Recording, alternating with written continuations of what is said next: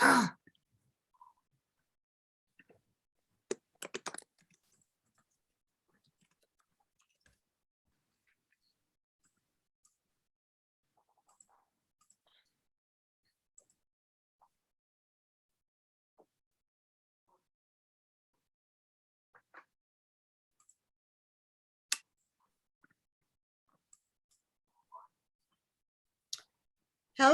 and happy Black History Month. Welcome to the February 1st edition of Black Authors Matter TV. Our first show just happens to coincide with the beginning of Black History Month, which is a wonderful thing. So I'm Gwen Richardson, your host for tonight, along with my co-host, Dr. Rhonda Lawson. Hello, I forgot to say that. And we always have an amazing, exciting lineup. And tonight is just like all the other Tuesdays when we do. So before we bring on our first guest, Rhonda has a couple of things she wants to inform you all about. Yes. So as Gwen mentioned, this is the first day of Black History Month. And for those of you who have been following me for a while, you may remember that I normally do a Black History Month question of the day. So every day during the month of February, we are going to be posting a different Black history related question. And we'll post a question at the beginning of the day, and then about 3 o'clock Central Time, we will post the answer. Those who got the answer right will go into a drawing, and then we'll draw, and then one person each day will receive a prize. So today's winner was located in Baltimore, and she got a t-shirt, a Literary Pride t-shirt as a prize. So there are going to be different prizes throughout the month. So I encourage you all to participate. It's going to be fun, and we're going to learn some things in the meantime. And then the other thing that we're doing is every Thursday evening at 7 p.m. Eastern Time, we will be doing a Changemaker series on Instagram Live, where we will be interviewing different African Americans who are making awesome change in their communities, whether it's online, in business. We even have a pageant director, just people who are making change, exciting change in their community. So join us on Instagram at meettheworldimagesolutions.com every Thursday at 7 p.m. and check us out and see what we're doing. It's going to be fun. Okay. And I have one thing before we bring on our first guest. We have a book giveaway, so the people who tuned in early will be the ones who get a chance to. Yay! Yay! So the book is Broken Heart by Tyora Moody, and Tyora's been on the show. And the trivia question about the book is: this book is book number 1 in a series about what family? So you just have to get the name of the family and the answers in the synopsis. So the first person who gets it, put it in the chat, the comments, and you'll win the book, and it'll be mailed to you. Okay, so typing that in the chat. So the name of the book is called Broken Heart by Tyora Moody. Yeah, it's the first in a series. Yes. About the what family? Blank family. So you can just put a blank. Which Black family? Okay. No, blank. Put a blank. Not black, but I think they are Black. But about the blank, a line, family, and they have to fill in the blank. Got it. When they fill in the blank, they get the book. So since it's Black History Month, we decided to do our first show and call it a Throwback Week. And we have some guests on who are authors who were writing a lot, several, I'll say probably in the 2000s more like, and we haven't heard from them as far as book releases. So we wanted to know what they were doing. And so our guests tonight are Margaret Johnson-Hodge. She's our first guest. Marc, she was a best-selling novelist. Marc Lacy, he's a speaker, writer, producer, and poet. Vincent Alexandria, he writes mysteries and thrillers. And Evelyn Palfrey is a best-selling romance novelist. So our first guest is Margaret Johnson-Hodge. And I don't know if I've ever met Margaret. I think I did. Maybe she'll remember. Oh, everybody knows you, Gwen. Well, but that doesn't mean I met him face to face. Hi, Margaret. Hi, Margaret. Welcome to Black Authors Matter TV. Please unmute. I'm getting a message. Okay. Hi. Hi. How are you? I am great. Thank you. And thank you so much for having me. I appreciate You're welcome. You're welcome. I was trying to recall if we've ever met face to face. I was trying to think about the same thing. I was to Houston and to Dallas a few times. I'm thinking I may have come by your bookstore. I think you did. And maybe signs, copies. I think you did. Okay. But it was like in the 2000s when your Yes, bride it was like almost last century. Yes. Yeah. That's when book signings were popping. We were all over the place back in those days. Yes, that is true. So this week for our show, we wanted to have some guests on who we hadn't heard from in a while as far as books releases. And we wanted to first have you talk about your experiences with your books. I see your covers and your covers were very distinctive. I remember the ones that you're showing. And just tell us about your writing career then, and then bring us up to date on what you're doing now. Okay, so back in the last century almost, I was signed with, I started out with St. Mark's Press, and then I moved on to Kensington Publishing. And then in 2003, I decided to walk away from mainstream publishing and to strike out on my own. And in 2005, I released my first self-published title. And since that time, I really haven't looked back. I've been out doing my own thing. And think I've released about 7 more novels since I was with Kensington. So I'm still writing, I'm still putting out books, but I'm just not with the big boys anymore. Okay. How do you like it? How's it different for you? It's different for me because, the wonderful, nice advances they would pay you for your book. I don't get that anymore. Well, they're not paying those anymore either. Well, very few. Few. Okay. And also, in truth, you cannot beat, it's really hard to beat mainstream publishing's distribution. They are everywhere. So, the advances, the distribution, that's not so great, but I like the fact that I'm able to write when I want to write, about what I want to write and how I want to write it, and do events, don't do events. I only have to answer to myself. And that's what I was going to say, that there's a bit of a freedom when you're an independent author. Yeah, huge freedom. So, that's the plus side. I do my thing when I want to do my thing, however way I want to do my thing. So that's the plus side. And self-publishing is a whole lot easier now than it was when you first started doing it.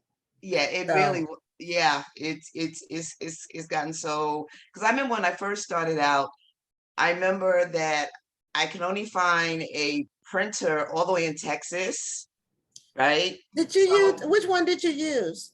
So please don't ask me. It was back in 2005. I can't remember. All I know, it cost me a fortune to get them printed. And then I had to pay to have them shipped from Texas to Atlanta. And then once they got, to Atlanta, then I had to pay to ship them to Ingram's and Amazon and .com. There was a whole lot of shipping going on. Okay. Nowadays there are quite a few printers right here in Georgia, so I don't have to contend with that. But back then it was it cost a brick. I just recently looked at the invoice and I was like, oh my God, that was a whole lot of money to print and ship. Yeah. Was the company America's Press by any chance? No, Wasn't that and one? I Okay. can't, and for some reason, my brain won't let me remember exactly what it was, but Okay. I know it's pricey. Okay. Yeah, that was a printer in my area, and they printed my first book, not published, but printed. Mhm. And then after that I did KDP. It was Create Space Right, before it was create space. KDP. Right, So that right. became available, and they were still publishing well, all of my copies of my first book came from them until COVID, they ended up shutting down. So they were still around. It was a family printer. But at any rate, so what are your books about that you write about now? Okay, well, I since I left mainstream publishing, I put out my first self-published effort was the one over to my shoulder, which is called This Time, and that was part two of the True Lies sequel. So I put that one out. Then after that, that was in 2005. In 2008, I released Red Light, Green Light, which dealt with African American male who was in rehab for drug addiction. He gets out of rehab, and 40 days later, he's living in Manhattan, and 9/11 happens. Mm. So that was and that was a very interesting book for me because there was like two schools on that book. People either really liked it or they really, really hated it. And what I found was people who dealt with drug addiction or dealt with someone who was addicted to drugs, they hated the book because it felt so real. It's true. People who didn't know about that world, they found it fascinating. And then there was another group of people who were looking at me sideways because they really thought at some point I got hooked on crack, I got off crack, and I wrote this book. Anybody who knows me knows, no, even my best friend at the time, she was so worried about me. And then one day my cousin called me up and she's screaming. I tell the story all the time. She is screaming to the top of her lungs. She wants to know if I'm okay. And I'm like, yeah, I'm fine. Why? She says, I just read your book. Oh my God. Red light, green light. Oh my God. I got to make sure you're okay. And I was like, Marie, I'm fine. It's just a book. And people That's didn't understand how I got so deep into the character and what it was like. But one thing about me, anybody who's read me, no matter what the person is going through, I always try and do a deep dive into right. whatever I'm writing about. Oh, okay. Now, did That's the you struggle have when some you're an personal author. Oh, okay. I was just saying that's the struggle when you're a good author and you can really delve into a character. People think that it happened to you. So every time you write a book, people think it's a quasi autobiography. Biography, I But know. maybe I just have a great imagination. Maybe I just did a lot of research. Yeah, maybe. You can, And you know the thing about it, real quick, addiction, and we're all addicted to something. Some Yeah. people like pocketbooks, some people like shoes, some people like fried chicken, some people like pizza, some people like to gamble, some people like to read. Some people, we're all addicted to something. Yes. So that thing that drives us to do things in excess, we've all experienced it. You know, my addiction is coffee. I love coffee. I love coffee. And so in the morning before you talk to me, I need to have my cup of coffee. And so I just took the feeling of needing that cup of coffee in the morning and I just took it to 1,000. And that's how I was able to figure out what being addicted to drugs felt like. I just want to put that out there. I was never on crack, no plan to be on crack. well, No, if I you have had to put that out there because, like I said, people close to me were like, I was giving you the side eye.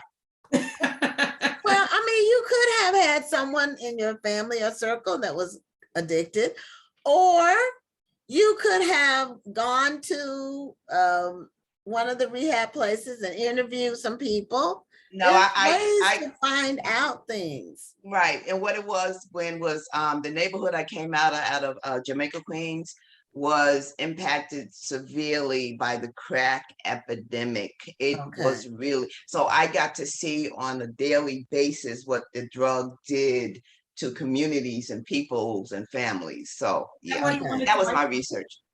Is that why you wanted to write the book because of what you had seen?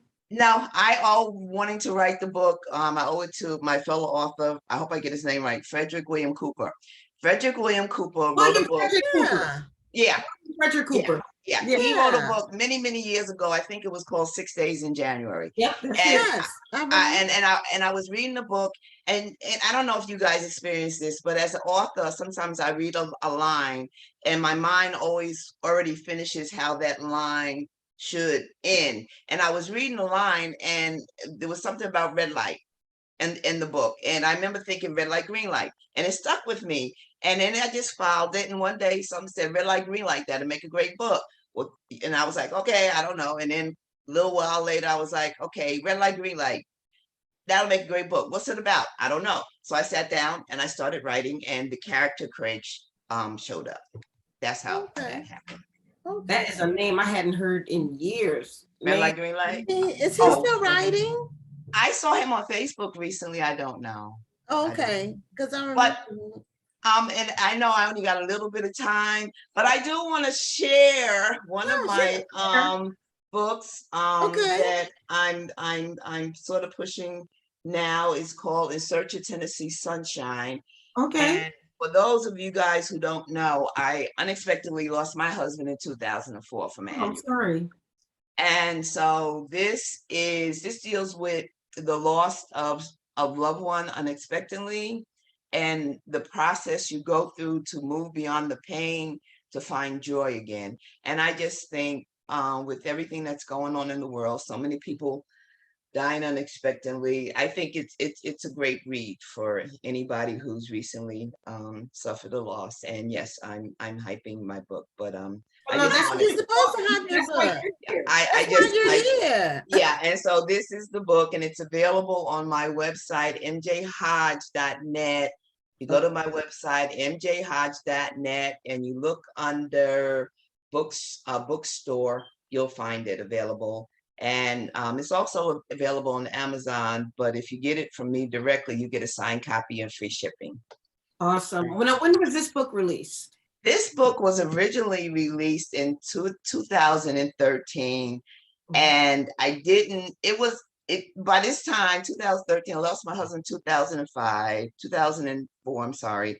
I went through a period where I didn't want to write anymore. I made a public announcement to a group of people at Harlem Book Fair one year that I didn't think I had any more stories in me. I had completely stopped writing. And I used to sit in the front of my house, and from the front of my house, you could see the mountains. Now I live in Northwest Georgia, so Tennessee is right next door. Yeah. And even though I knew the mountains were not in Tennessee, to me, I called them my Tennessee mountains. And the goal was to get to that better place. So as I sat on my porch, on my front of my house looking at the mountains, I knew I wanted to get to the better place, and those mountains represented the better place. And in my brain, they were the Tennessee mountains. So when it came to me that I needed to write again and I needed to challenge myself, I came up with the title of In Search of Tennessee Sunshine in 2013. And I will say, I wasn't really happy with it, so I rewrote it, and it's a better version now. So technically, it came out last month. Okay, all right. Well, Tennessee is a beautiful state. That's what you can do when you're independent. Right, Because there's nobody to say you can't do that. Yeah, I can. You can do that, and you can change the cover, keep the cover. I did that too. You want to do it? I did that too. Yeah, yeah. But Tennessee is a beautiful state, and the mountains. I love driving through there. We've done it many times because my family is in North Carolina, so my daughter went to college in North Carolina, so I've done that drive many times. The entire state is just gorgeous, and you go through 4 big cities, and on one end is Memphis, on the other end is it Chattanooga or Nashville? I don't. Nashville's in the middle. You go through Knoxville, Nashville, Chattanooga, and Memphis. I know Memphis is on one end because it's at the water. Right.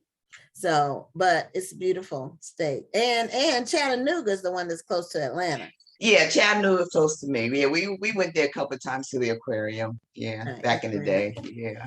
So this is a nonfiction book, I'm assuming. It is, no, it's a fiction book. Oh, it's Absolutely. fiction. It Okay. is fiction. It is Okay. fiction. Okay. Again, it's one of those books where, I tapped into the character and, like myself, she unexpectedly lost her husband. So, but it is fiction. Okay. I mean, there are certain things that she goes through, so certain emotional highs and lows that she goes through. Yes, I'm sort of telling my business, but the overall story is fiction. And the fellow that catches her eye, he lives in Dallas, Texas. Oh, okay. All right. Well, I tell people Dallas is 4 hours from Houston. People think they're Okay. close. They're not. Yeah, I know. I always think that. Yeah. And it's a different environment. It's all Texas. Yeah. But Dallas is old money. That's Okay. Well, that's a good way to put it. You're right. Yeah, Yeah. Dallas is old money. Houston is a newer city, and they're both oil. Oil's big. Oil. And horses and cowboys and rodeos. But you only ride horses when you have them. It's not like some people think everybody in Houston's riding horses or Texas. Right? No. Wait a minute, you're not? Yeah, when the rodeo's big, that's a huge, our rodeo lasts for a month. It's like Mardi Gras. It's the Western equivalent of Mardi Gras. And it lasts a month and it's a huge thing. But so what do you have? Like, are you working on something now? Yes, I am. For those who are my Facebook friends, for the last, actually since October, I've been having work done on my house, and for the last 22 days, my kitchen has been going. I've been washing fruits and vegetables and dishes in my bathroom because they gutted my kitchen. So I say all that to say I had started on 2 stories, and then when my kitchen started to get worked on, it just disturbed all the energy. So as soon as my kitchen is finished, I'm going to get back to those. But it's 2 stories I'm working on. They're both fiction. One is in the story of my great-great-grandmother who was stolen from Africa, and people look at and brought to America as a slave, and people look at me and say, "You're not that old." Yeah, I am. And the second story is one that again, I was challenging myself to write something. And I came up with the name of a story called October, and it deals with life, pandemic life, isolation and loneliness, and how people deal with it. And that's called October. So those are the 2 books. One is about my great-great-grandmother, fictionalized, and when that doesn't have a title. And the second one is called October, and it deals with pandemic life. I don't know when they're going to be released. I just started working on them, but I am working on stuff. And I was just going to ask you, what you're working on 2 books basically at the same time. How do you compartmentalize? Well, I say I'm going to try and put down a certain amount of pages when I sit down. So I'll say, okay, I'm going to do 3, I'll do 3 pages for one, 3 pages for the other. And the thing about me, I don't know about other writers, but I can completely move from one story in my brain to another because they're totally different. So moving from one story to the other is not hard for me. I can. That's interesting. And I can only do that if it's fiction and nonfiction. Oh, they have to be, different. But or children's, like, I can do it from that. But I don't know about 2 novels. That would it's and again, when I don't have a publisher waiting with their, patting their foot, I can do it as I can do it. And before I forget, I just want to send, and I doubt if any of his family will be, I'm not sure if any of his family will be able to see this, but I just want to send my condolence to one of the really good friends that I made when I was touring, Michael Hollywood Hernandez. He was a radio personality. Hollywood Hernandez? Yes, he passed away. Oh, no. We had established a really good relationship. Because I got to be on his radio show 3 times. Dallas, right? Was it in Fort Worth and Dallas? I think he was in Dallas. I can't remember the call letters. because I would fly into either Houston or Dallas, and we would do the interviews by phone. I was never in the studio with him, but he did used to come to my afternoon events, and he would take me to dinner, and we kept in touch. And anyway, I just wanted to take a moment and just send my condolences to his family. He was a wonderful, wonderful human being. Yeah, I used to enjoy listening to his show. I used to like the way he would say his name. This is Hollywood Hernandez. I know. He was great. So I just wanted to say that. I just wanted to share. Oh, I'm so sorry to hear that. But yeah, thanks for letting me know. Or letting us know. Yeah. Yeah, well, that's, it seems like we're losing more people faster than some of it's pandemic, it just seems like we're just losing so many more people in the last couple of years. Yeah. And before, and it's challenging. Or when you become Facebook friends with someone that you've never met, and then someone comes on and says the person passes away, it's just really, I mean, those are relationships, even though you may have never met the person. But if you exchange ideas, and went back and forth, and some people are still, there are some people who can still discuss things without getting personal, without it escalating into something ugly. Right. It's becoming less and less common, though, because people are very easily triggered. Yes. But yes. there were 3 or 4 people that I lost that I used to go back and forth with, and then somebody comes on and says that they passed away, and it seems like they passed away suddenly. They and one person I had reconnected with after like 20 something years, and then a year later he was gone. So it's just it's challenging times, and we have to be thankful for today and the time we have, and not take it for granted. That's for sure. Right. Well, tell our audience how they can connect with you. I'm connected with you because I've seen all of your kitchen photos. Girl, that kitchen. They really enjoy all of your kitchen changes.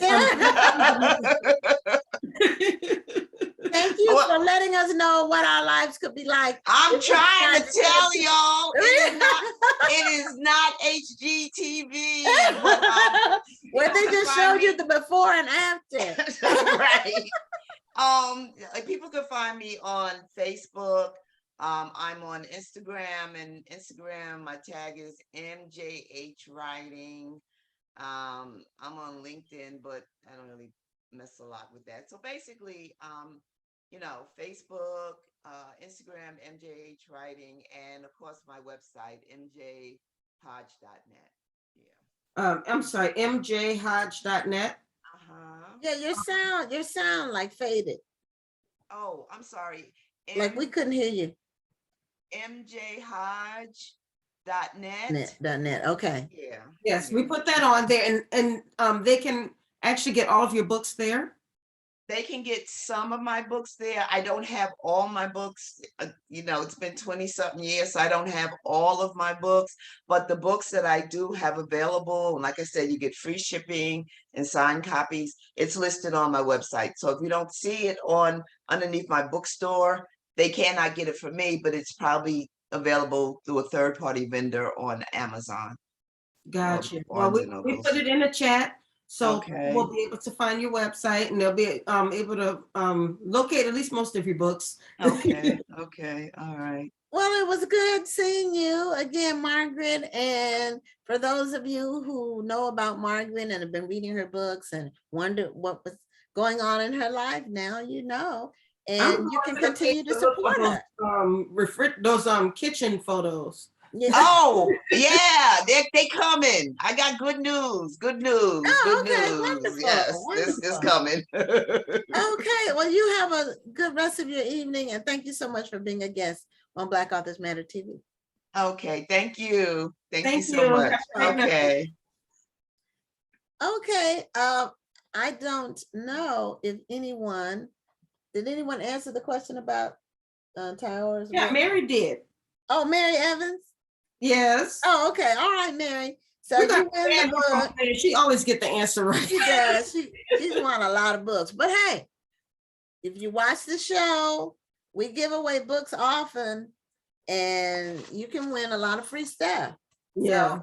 So, before we bring on Marc Lacy, I do want to just remind people about the book club kickback, which will be March 22nd with Rashonda Tate Billingsley and her new book, Miss Pearlie's Girls. Her book is released the end of February, well, February 22nd. So that will give you time to read it. And also, our last show where we're including the Black Authors Matter TV Awards will be March 1st. So all the guests from March 9th of 2021 to March 1st of this year will be included in the nomination process. And the voting starts on March 15th, I believe. I think it's March 15th. So we'll continue to remind you about that. And we're bringing on our next guest, Marc Lacy. He is a speaker, a writer, a producer, and a poet. And Marc, I've met Marc before several times because Marc, when we had the first festival, the first couple of festivals, we had Marc in a group of male authors. I forget, we call them kings of literature or something like that. Anyway, Marc was one of those people, and I think he's been to 2 or 3 festivals when we first were doing them at hotels. But we want to know what Marc is doing now. So welcome to Black Authors Matter TV. Hey, Thank you. Marc. Hey, greetings. What's going on, my friend? Good seeing you again. Dr. Lawson. That's me. That's me. Yeah, she is a doctor. So tell us about what you have been, what you were doing in the past when you were doing a lot of writing and publishing, and what you've been doing since then, and if you have any new work that you want to share with us, with the audience. Okay. Wow. So, of course, I was first published in 2004, and I'm probably going to do a lot of showing and telling tonight, if you don't mind. No, that's what we want you to do. Okay. So, and I'm going to try to use this as a teachable moment for folks to be able to digest people like myself who have a not so easy to understand platform sometimes, right? Okay. Speaker, writer, producer. Okay, so when I first got into the game in 2004, I came in with the Looking Heart Poetic Expressions from Within. And so at the time, my publicist at the time kept telling me, you know, just be prepared to write fiction, be prepared to do a novel, because if you come in as a poet and start performing, that's all people are going to want from you. And if you do it well, that's like the main thing that they're going to respect about you and your brand. And I understood what they were saying, but I still kind of wanted to follow my heart as I rolled out products. Okay, so, you know, pretty much hit the Chitlin circuit during that time, doing spoken word and doing book signings or what have you. Mind you, the landscape for African-American authors was a lot different in the mid-2000s than it is now. It was a lot less saturated. So your chances of becoming a household name, in my opinion, were better because everywhere you went, you saw pretty much that same core group of authors. And self-pubbers like myself, we were able to intermingle with those authors who were on the New York Times bestseller, and I guess at the time, the Essence best-selling list or what have you. Right. Essence. So, and then a couple of years later, did Rock and Fire, Love Poetry from the Core. Okay. And, you know, I was still touring. Oh, and at the same time, not only was I publishing poetry, I was also recording spoken word CDs as well. I think this Reflux came out when The Looking Heart came out. And then right after Rock and Fire, Articulation came out, right? So I was touring the country as a published author slash spoken word artist, right? So I was going to all of the literary events.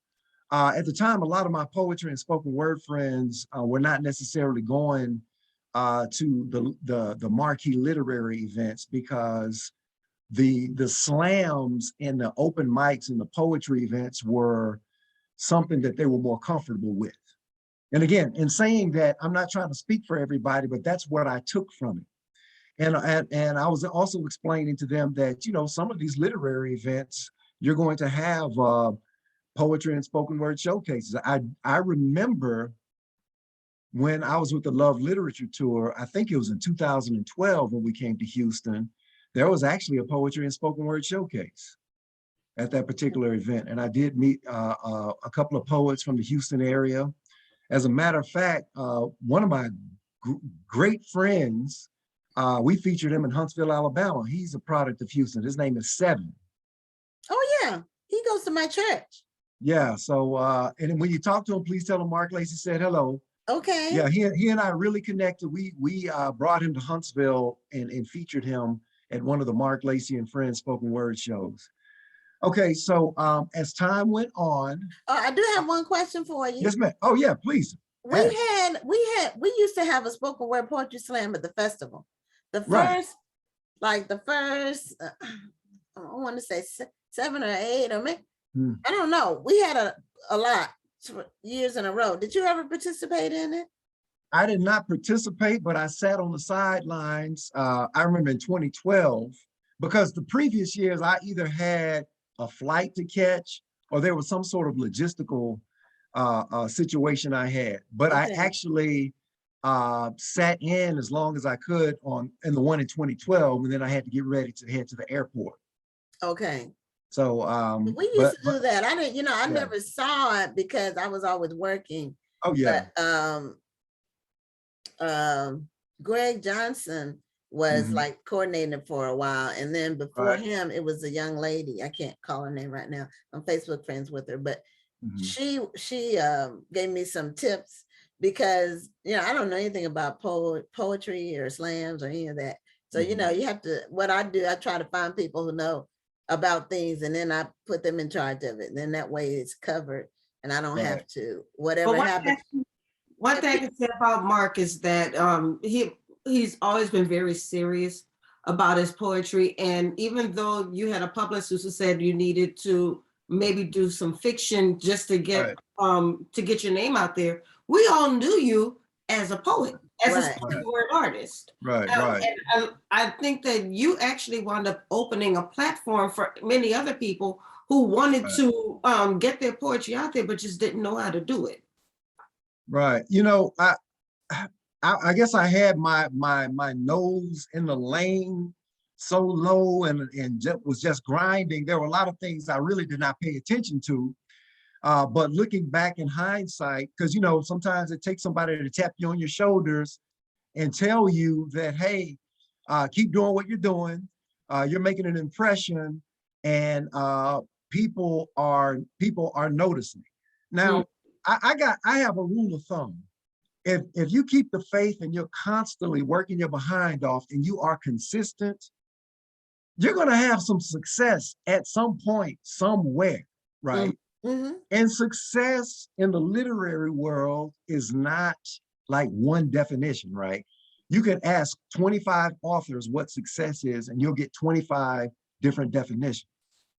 All I wanted to do was just be consistent. Be consistent, hit all of the major events at least one time, and then go off and do some other events that you've not done before. Go to places that some authors are scared to go. And so I set my schedule to where, I saved up enough leave from my job. I never quit my 8 to 5. And saved up enough leave, and I was able to pretty much travel to every literary hub at the time in the continental US. That's actually how we met each other. I don't know if you remember, but we met each other in New York. I was living in Maryland at the time and drove out to New York, and it was the first time I'd ever driven to New York, so it took me forever to get there. But I finally got there, and we wound up being maybe just a few tables apart. And what was that? I think it was the Queens. It was in Queens. Yeah, it was either the Queens Book Fair or Book Expo America. No, I think it was the Queens Book Fair. That's where we met each other. Okay, the Queens, that must have been 2000, bless you, that must have been 2005. No, actually, I believe it was, well, you know what? It could have been 2005. Yeah, I remember that distinctly. Queens Book Fair was 2005, and that's where I met CMB Books, Carol. Yeah. And I remember they actually allowed us to perform, but it was very distracting in that that venue. Yeah, because everybody was talking. Oh. And so, but you know, that was my first time like traveling to the Apple on my own, and not only did I get an introduction to the literary thing, because you know, at the time, African American literature, they were saying that was New York City was the heartbeat, right? Yes. That was the hub. So got a chance to soak all of that up, and then also trying to navigate around the concrete jungle, you know, me being a Southern boy, but yeah, I think that is where we met. And then subsequently it was the Divine Nine literary tour. Yeah, it was called the Divine Literary Tour. Divine Literary Tour, yeah. That. And that was actually, I remember a moment, I'll never forget, and I tell people about this all the time. I remember we were supposed to sign at a store. And for some reason, whoever signed us to sign at this store didn't tell the clerk at that time that we were coming. So we all showed up expecting to sign. And I remember you looked at me like, do you feel disrespected? I'm like, yeah, I do. You know, it was kind of that come to Jesus moment for self-published authors at that time. Yeah, I remember that was like, we were at the Baltimore Book Festival. And there was a small store at the time. And you know, first of all, I don't know how they were going to get more than 2 or 3 people in there. Yes, that was it. And then when the person working at the register didn't know, I was like, well, welcome to the world of a self-published author, you know. Yes. But so with that said, I was still, during that time, I was still writing on manuscripts. I was still writing flash fiction. Matter of fact, I wrote flash fiction before anybody ever saw any of my poetry. And then so as a result, let's see, getting into 2010, myself and Ashanta Faye Howard did a book of short stories called Wretched Saints. I remember that. So this was my very first fiction publication.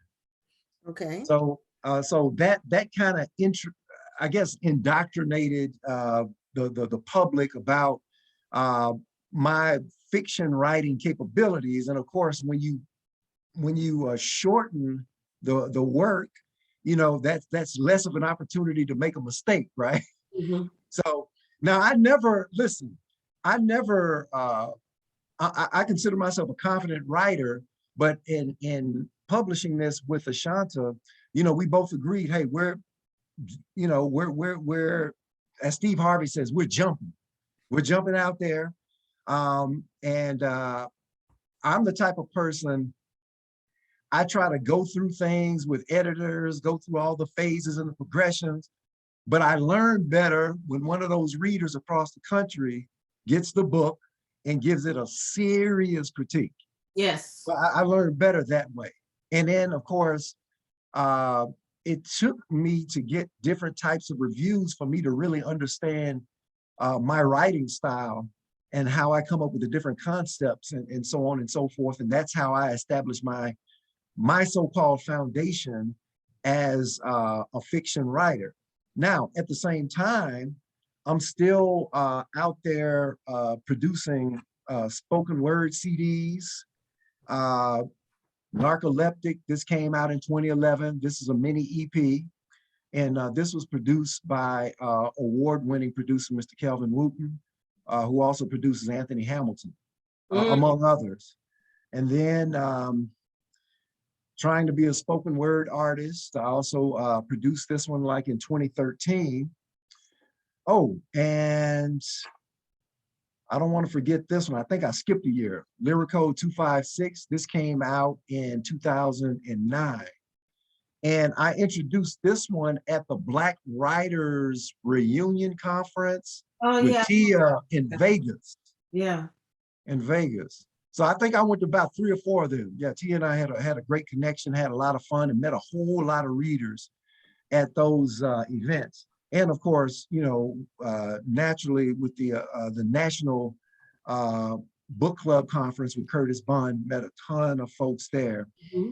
Okay, so as time moved on, and I guess you can feel now that I'm using the chronological effect. I like it.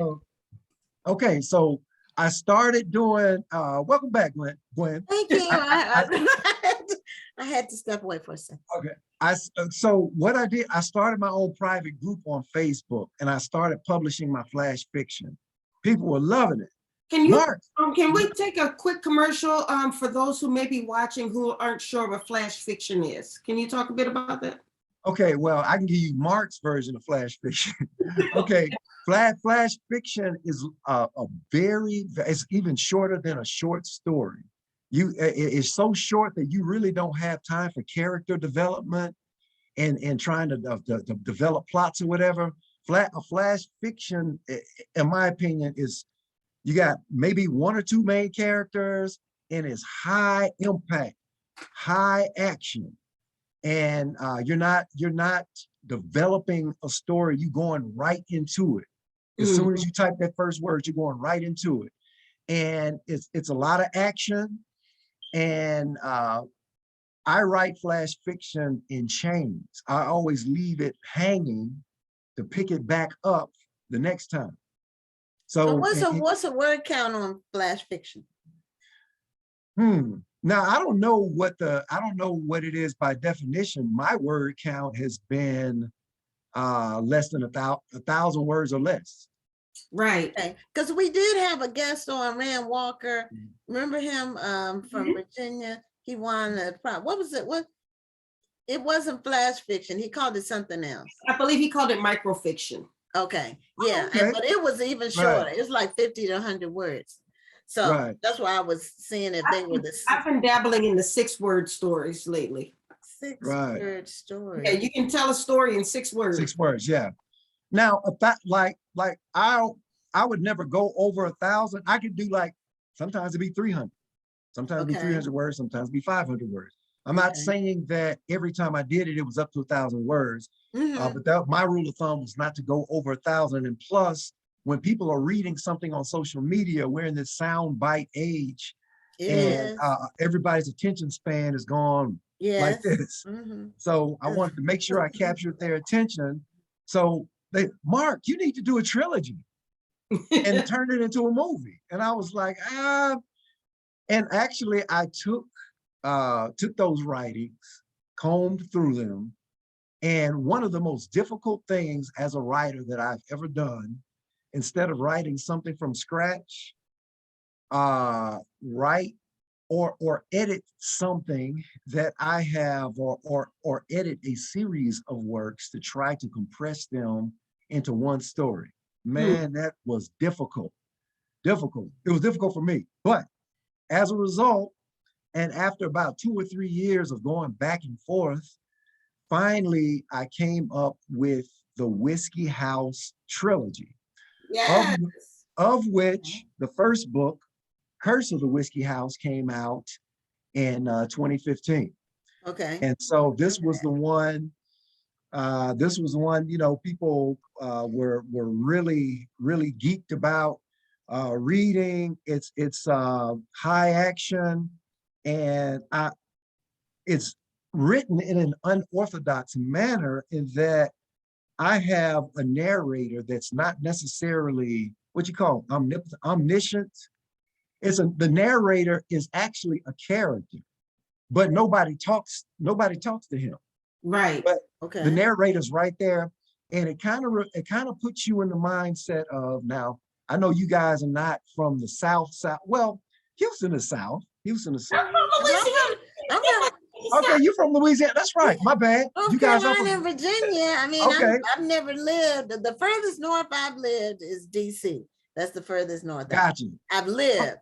Now I've Okay. been all over, but Okay, so with that said, I'm sure you all have heard the heard of the TV show The Dukes of Hazzard. yeah, of course, everybody, Okay. everybody heard that. Well, I can't say that because I've didn't wa- actually, I didn't watch it, but I heard of it. I know what Daisy Dukes are. yeah, well, yeah. So I've actually presented in front of a few book clubs, and there were a lot of members who did not really know what Dukes of Hazzard were, and they were like in and around my age range. So, but having said that, you remember the narrator, right? Right before they would go to a commercial break, the General Lee would be jumping a bridge and it would stop in midair.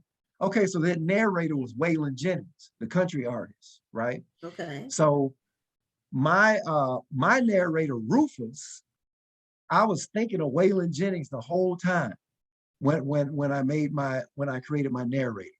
Okay. And so, but the bottom line is, I pulled no punches. I went as extreme as I could go. The long story short is there was a curse that was created because there was a church-going town that had some church members who actually had a ministry. And the main pastor, Reverend Jackson Jones of Central Baptist, his family owned the whiskey house deep out in the woods, where the Buffalo soldiers, when they were in Alabama, they came through there to get a nip when they were on their way to training, right? So that was the reality / fiction that was added to that. So, and his mother, grandmother, Lula Mae Gerther Jones, yes, that's a real Southern name. She was notorious for creating and selling moonshine, right? And so that's how the whiskey house was formed. And then he inherited the whiskey house.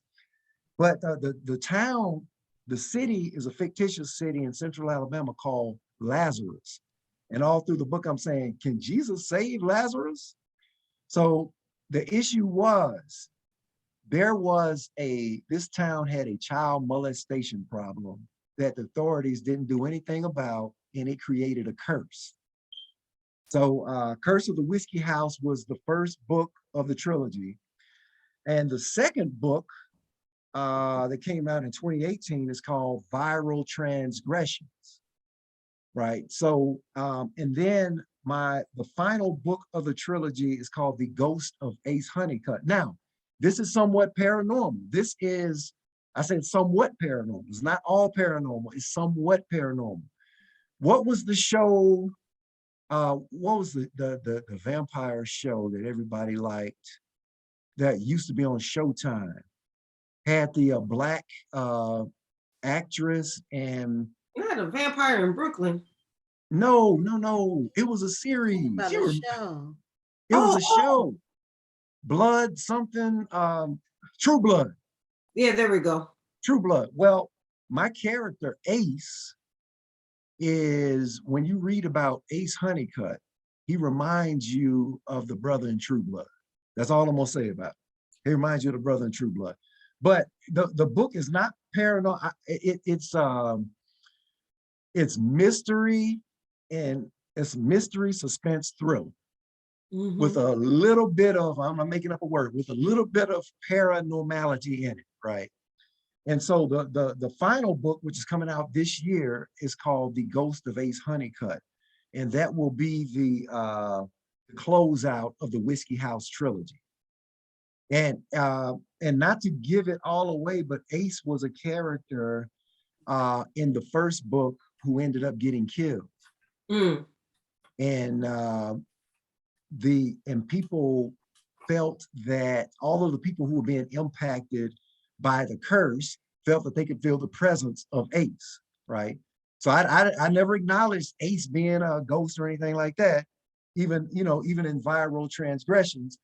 But the third book, The Ghost. But that's not powerful writing if you're not acknowledging him as a ghost and people are still saying they felt his presence. Right, but as an author, you can write that in there, right? You can write how they feel his presence. Testament to you. Yeah, so people are paranoid about Ace, right? So the final book is The Ghost of Ace Honeycut. And the bottom line is it all started out because people who so-called are do-righters refuse to do right.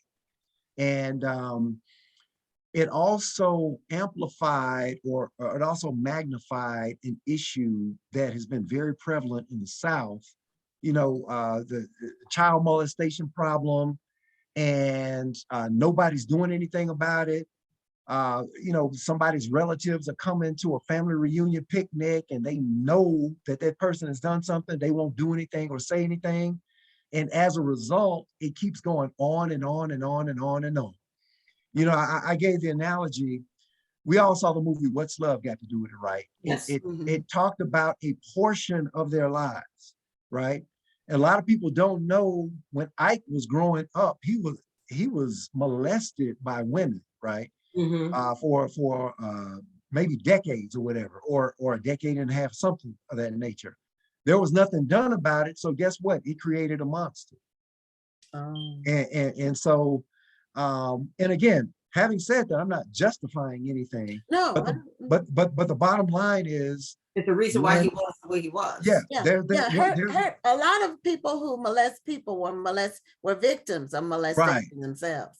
Right. And so that's what created the curse. All these so-called good church folk were just hush mouth about it. And that's how the curse got created.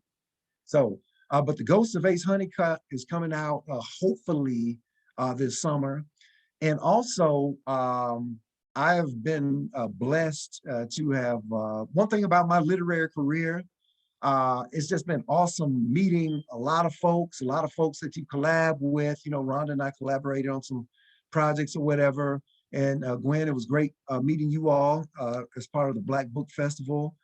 And one of my good friends, Elisa Gabrielle, Peace in the Storm Publishing, I was very blessed to be a part of her anthology called Soul of a Man. And it's about 11 or 12 African-American men who have written a collection of short stories and essays and such. And the latest one was just released, and it's called Soul of a Man, I Can't Breathe. So Soul of a Man 3, but it's all of them are on Amazon. And I've also been fortunate to be able to contribute to several anthologies. Even when I was just doing poetry, I was writing short stories for anthologies. Okay. You know, and it's a different. Don't roll your eyes at anthologies, because it's a great way to hone your craft, to get your stories from out of your head and onto paper. Right. And also being true to my poetic roots. Now, every literary event, even after I started my trilogy, everybody still wanted me to, you know, after I got through telling them about my book, they wanted me to perform some spoken word, right? And like I said, you know, I'm not against that, but I just had one request: just please appreciate my evolution as a writer, because I started out before anybody read any poem of mine. I was writing short stories, and as a result of all of the poetry that I had written over the years, I'm about to do like Prince and just empty out my vault. So I've got the Vault series. That's not the exact title, but that's basically the concept. All of those poems are going to be released in the form of I got 5 books of poetry and 2 additional books dedicated to the African-American woman. And those 2 books have love poetry in it. So it's a total of 7 poetry books coming out. And I haven't decided. Coming out over this year, 2022? Yes. And the reason, and let me tell you why. You know, this pandemic has really like restructured a lot of business practices. It's restructured how people are developing their brands. And it's also restructured how people roll out their products. Right. My whole thing is, what this pandemic has taught us, that tomorrow is not promised. Absolutely. Tomorrow is not promised. And, you know, I lost my mother in May of 2021. Mhm. And I was, thinking that now she got a chance to see all my literary products at the time. The Poetry Vault was supposed to have been published years ago. I just never got around to it because, when you speaking and writing and producing, sometimes it's just hard to get those products packaged to get them released because I'm just not sitting up there writing on manuscripts all the time. And that's no excuse, but that's just the reality of it. So Well, we with that all said, live with that. We all Yeah. live with that. All writers have, Mhm. some form of that. So Right. unfortunately, we have to sew it up here because it is 9 o'clock where I am. It's, in DC. it's, well, it's, But if you can, where can people find your books and how can they keep in touch with you? Okay, you can find all of my products on marclacy.com, marclacy.com. And all of my products are also available on Amazon. And you can also keep up with me on all social media platforms. On Twitter and IG is MARC_LACY, Marc Lacy. And then on Facebook, I've got a variety of Facebook pages, but my fan page is Marc Lacy, speaker, writer, producer. Oh, you're a busy man, but it is really good to see you again, Marc. You look great. yeah. We Likewise. got to reconnect. It's been forever since we just sat down and just chopped it up. So I would love to Yes, stay connected with you. Well, definitely, thank you so definitely. much for being a guest on Black Office Matter TV, and Thank you. continued success with all you're doing, your evolution and everything that Yes. you're doing. Thank you so much for having me. God bless and y'all stay safe. And the Okay, same you to you. too. Thank you. Bye-bye. Bye-bye. Okay, so that was Marc Lacy, and he is still doing poetry, and he's gonna be opening up his vault and putting all his poetry out there. Our next guest for Throwback Week is Vincent Alexandria. And Vincent is a mystery thriller writer, well, was. I'm not sure what he's doing now. We got to And find so out. we'll find out. We're about to find out when he comes on camera. I'm about to say, we need to see your And beautiful face, Vincent. he's been logging on and off for a while, so I don't know if he was changing devices or. That could be. There he is. There's on camera. Okay, we got his face. All right, here we go. Audio. I'm trying to there we get, I've been go. sitting here waiting for like a half hour. Okay, but your time is 8:00 p.m. Central I Time. signed in at 7:30 because I've been listening to you guys, trying to get my allergies acting up, and I'm trying to get in. I'm like, Well, it's great But to you're see here now. you. I'm here now. Yes, I am. Yeah. How you It's doing? great seeing you again, Vincent. It's been forever. Mhm. Oh yeah. How you doing? I'm great. What's up? I heard Brother Marc talking about ghost stories and kids getting molested and all kind of stuff like that. What's up, brother? Yeah, so Vincent, you used to write mystery Murder thriller mysteries. type books. Yes, ma'am. And that's been a while since I knew you were doing it. And so tell us about how your career got started with the books, and then bring us up to date on what you're doing now. I started out as a private police officer. That's why I got a lot of my stories. And then I worked with the Kansas City Chiefs for like 18 seasons. I did some bodyguard work. There's just some work with some different companies. And then I started writing. My grandfather, my uncle, and my dad, they were all great storytellers. So that's what brought writing to me, to tell stories. But Okay. I love detective mysteries, like putting stuff together. Okay. So it just came together. But I wanted romance, action, suspense, comedy, and mystery, because I was a big Walter Mosley fan. Yes. So, Okay. but I didn't want to be Walter Mosley. I want to be different. And like I told Walter, I said, Walter, my character, he talks to women after sex. Yours don't. He was like, okay. Yeah, Walter Mosley's characters just grabbed the woman and said, let's go. Pretty much. Easy Rollins, yeah. Pretty much.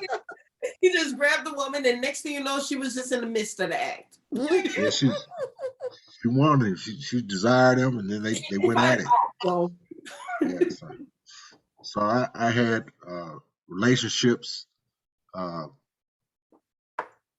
loving relationships, family relationships, and the relationships between the detectives that really pushes the stories along. Because you find more about each character, and both my detectives are African American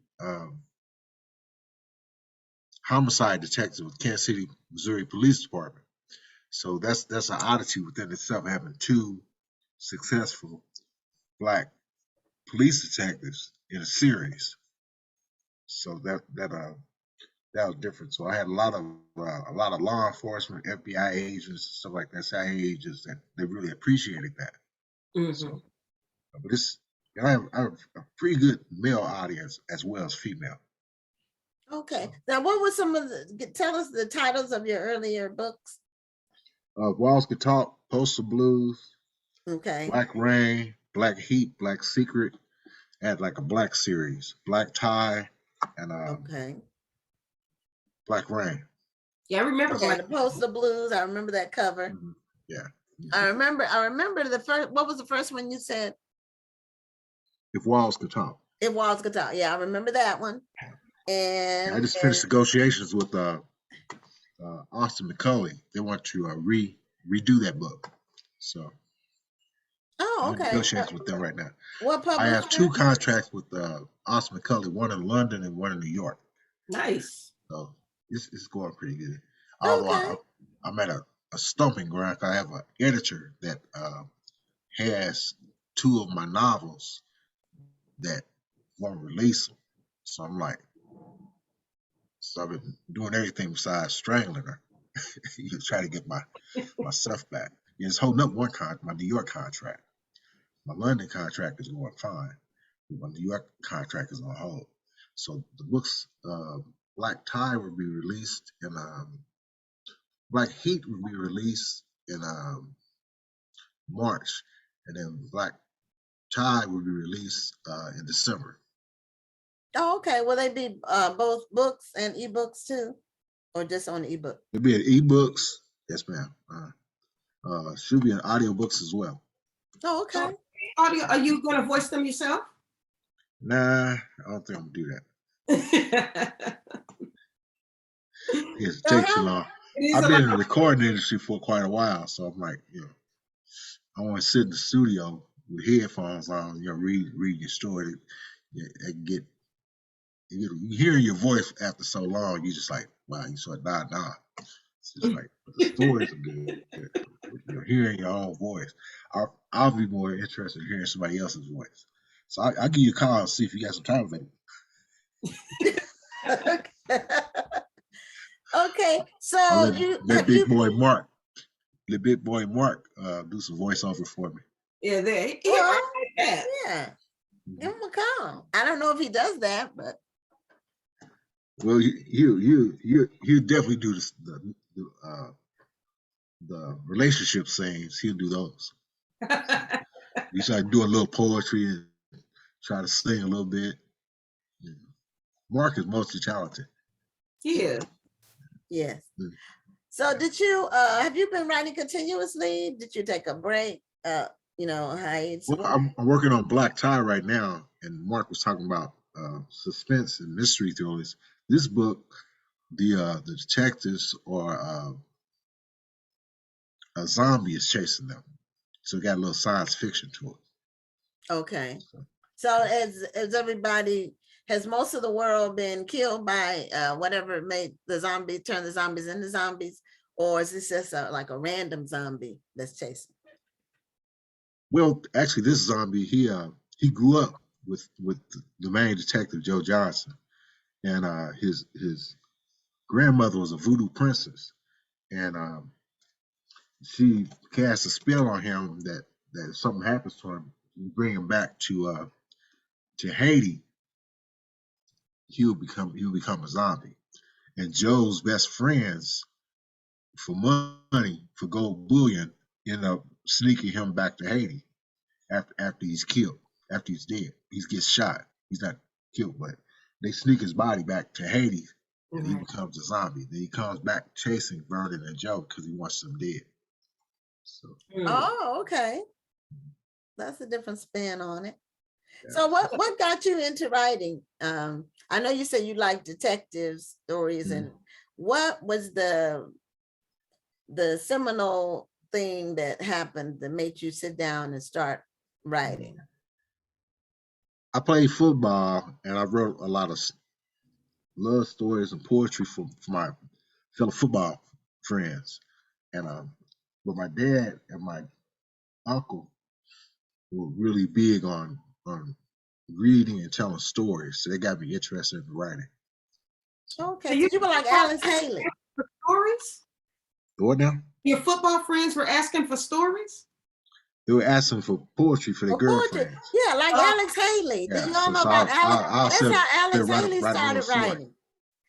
Yeah. Alex Haley that So I wrote started Roots, writing he little was stories for writing them. love. Yeah. He was writing love letters when he I was was getting in paid the for it Coast too, because Guard. I'll be able to go over to what's the name of that restaurant? It's a little steak restaurant, a little cheap steak restaurant.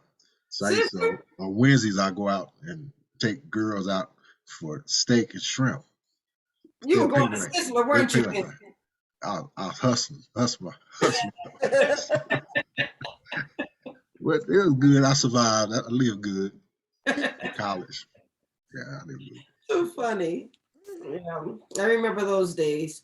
So, are you still drawing from your days as in law enforcement? Are you still drawing from those days when you're writing your stories? Oh yeah, because my books are they're a series, so it's like the characters keep going from each book to each book.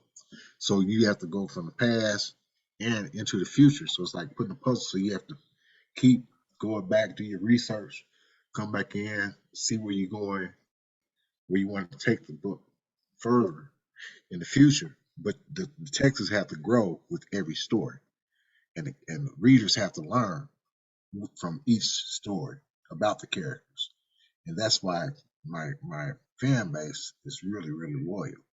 Right. And they There keep are me not a lot on. of Black detective storytellers, that have really made a mark. There used to be, I don't know if you're familiar with Hugh Holton. Did you know about Hugh Holton? And Victoria, I'm trying to think of her last name. But Hugh Holton was actually a police officer and a detective, and then he wrote a series of books about a detective. And his books were really good. He passed away like all of a sudden. Maybe I want to say 10 years ago, but I had all of his books, and he was. But really your thing, good. they can't relate to anything that you worked on. So you have to go what if and come up with some different ideas. Right. But having seen a lot of situations, you can draw from them generally. You don't have to like take the exact situation. You can always, put a different spin on it. Make it start differently or evolve differently or end differently. So well, different characters that you introduce really helps out. Right. It really pushes the story along. So that's what's been really fun for me. That's what keeps me going.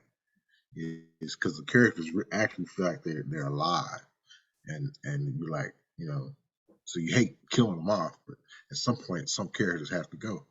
Yeah. Yeah. So okay. So your Black series, the first book is If Walls Could Talk. No, is that still the Black series though? The ones that start with Black. Yeah. That's originals. Oh. After that, okay. I have Postal Blues. Everything else is Black after that. Okay, that's what I thought. So they're Let me send a Black. shout out to ACBUs. Sorry for what's going on right now. It's crazy. Yeah. So give us the order of the books. The first one was Black what? After Postal Blues. After Postal Blues, you have Black Rain, Black Rain. Black Heat, Okay. Black Secret. Secret, you said? Black Heat, Then Black Secret. Black Secret. Okay, Yeah. You have Black Tie. okay. Okay, and are all of your books set in Missouri? Is your story No, set? They're not, no. okay, Most are okay, like Black Heat travels and Postal Blues travels. okay. Okay. Yeah. So, how do you pick the cities that you're going to kind of highlight in your book? Does it just kind of depend on where you are at the time, or do you? No, well, Black Heat, because I had to have a Cuban national that came in. He worked Oh, for your sound went out. Huh? Your sound is sound, going. your sound went out. Did you hit something? No, Black Heat. You still can't hear me? Yeah. No, it's not the same. Something changed because we could hear you really good, and No, then I didn't hear anything. you Let didn't. me see. Oh, okay. It sounded like it went out, but I think go ahead, keep talking. Shit, man.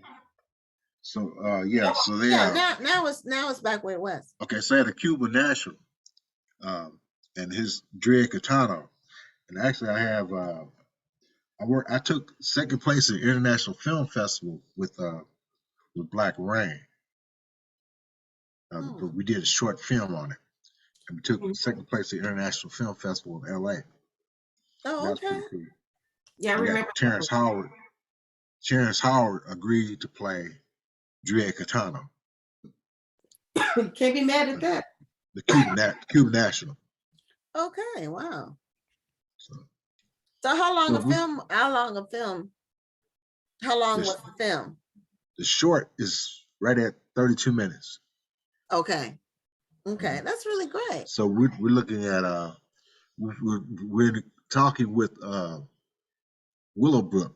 Right now we had a film festival here in Kansas City, and a representative from Willowbrook was at the film festival. He's like, man, I really like that. You know, I'm gonna bring it over to Will and see what he thinks. I said, okay, man, we can do options. And So those I'm ready festivals to go. actually pay off for you. Yeah, That's a good thing. yeah. So it's looking good. I've had some real good reviews. We had a line around the corner in Inglewood where we had the premiere of the short, and that went really well. I got a lot of hate because I was from Kansas City, and all these LA film brothers were out there. They're like, man, how you get so many people over here? I says networking, man. You know.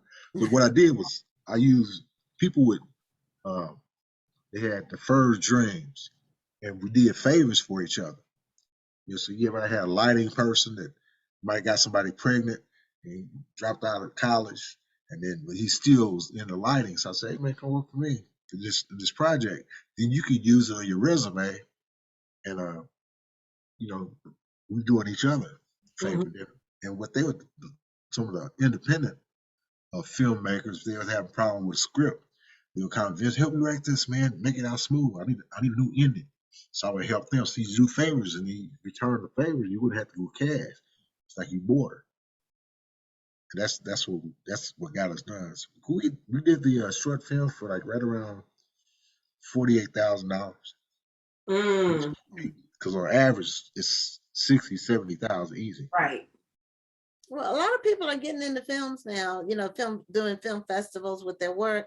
A lot of authors are doing that, writing screenplays, scripts for films or plays, not plays as much because of COVID, but I think they're going to probably start coming back this year. Well, doing film is cool. The only difference, you're writing dialogue. Uh-huh. So the difference is when you're writing a book, you have to paint a picture in the Right. reader's mind. Right. With film, the camera shows Dialogue. everything. Mhm. Yeah. So your dialogue has to be really sharp and to the Right. point. And you can't write too many directions in there because then the director's like, what you need me for? You wrote everything in here. So it's a fine line you have to write. Walk. Okay. Try to get it right. So Okay. So if you were going to give advice, it's a hard egg to crack. to get your foot in the door. Yeah, Once you're in there, it's like he is who you know.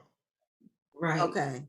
I went to a lot of film festivals and did a lot of favors. So and then So I got those favors back.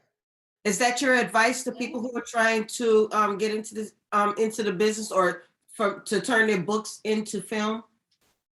Well, you have to read, first of all, know the industry, and then know how to put a script together. Because they have the script Bible, which Mhm. is a book I recommend everybody read if you're going to get into writing scripts, because it tells you exactly how to put the thing together. Then the Wright brothers have a program that they have called Scripted, and it Yeah. helps you put the script together.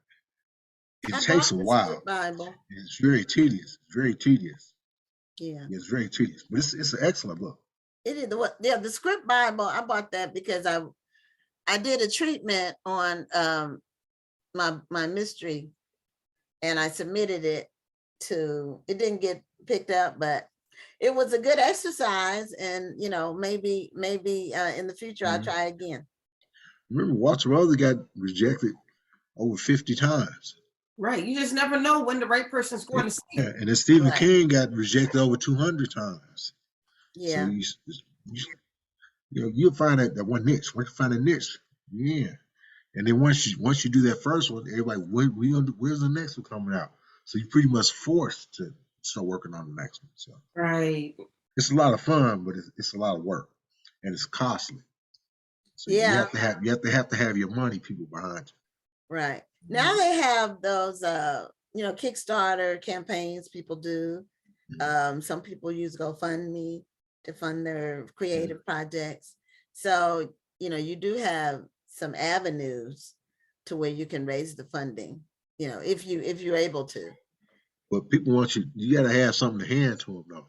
Right. If you don't finish that project and hand it to them, it's not doing you any good. They like put the proof into the pudding. So we It's did true. our short, and then when you have to go pitch it, you hand them a short film. You don't have to pitch. It's, here it is, right here. We've already done it. It's showing that we can begin, we can finish, and we can get it done. Give us some money, and we'll finish the whole project. But it has to be good enough to where they're like, okay, we want to know what's happening after this, and we want to make sure we get our money back. Okay. Now It's not about the money. your sound went out again. It's like when you moved this way, it was the way you moved, then it went out. I must have a ghost in here or something. I don't know. Marc jinxed me. No.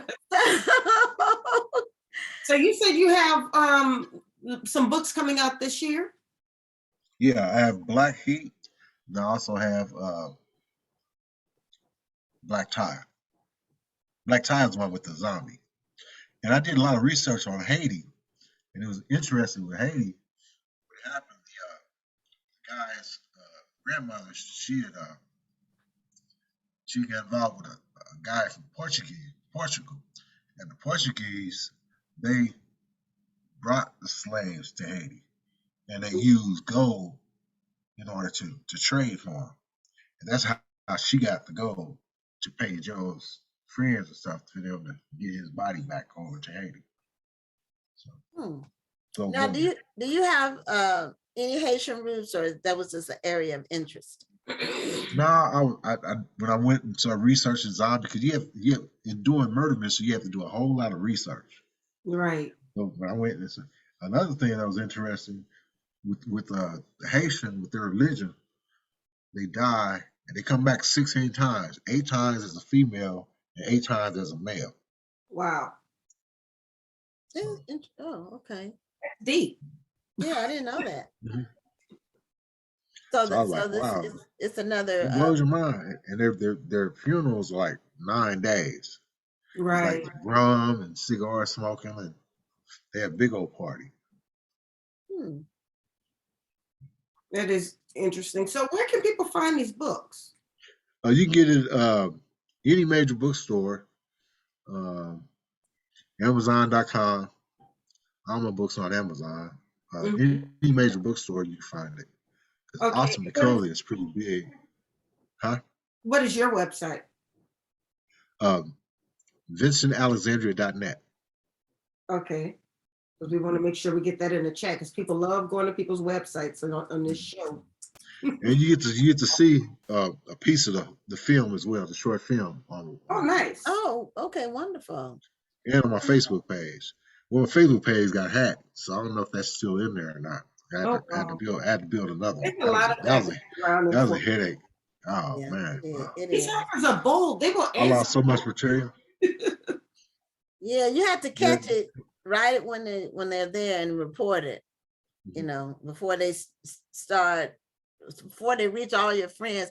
A lot of people are hip to it now, so they know if you're already friends with them, if they get a friend request, they know it's not valid. Yeah, my cousin had called me and she was like, am I talking to you right now? I said, nope. She's like, somebody posing as you. I was like, okay. Mm-hmm. So I went in, changed the password, reported it. Yeah. And then next thing I know, I was like, my stuff was gone. I was like, man. Yeah, you have to try to stay one step ahead of them, but it's not always easy because they're busy. It was a headache. Just to give you some feedback about some of the comments,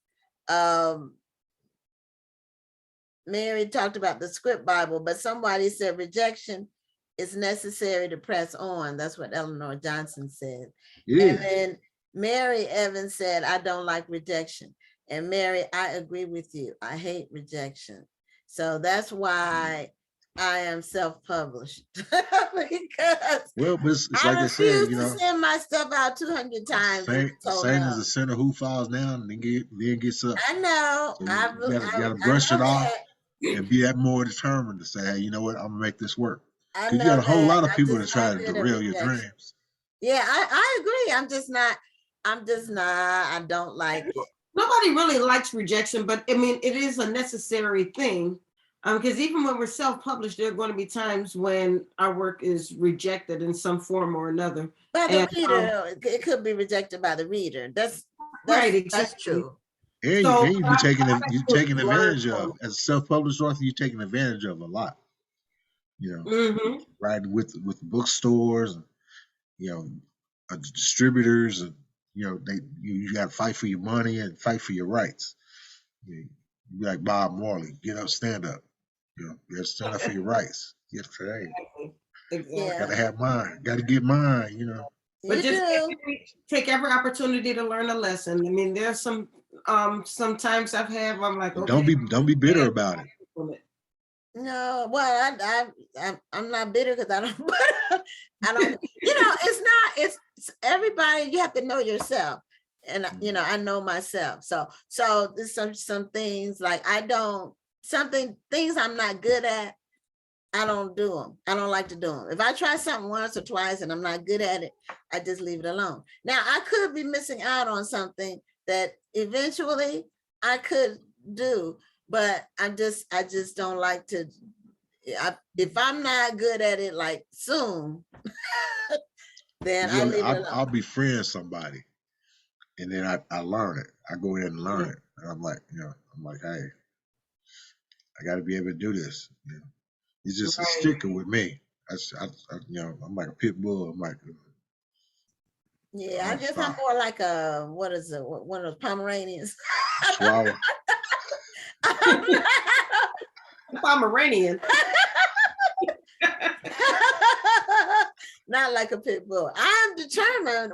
Whatever I do, I'm all in, and I'm determined.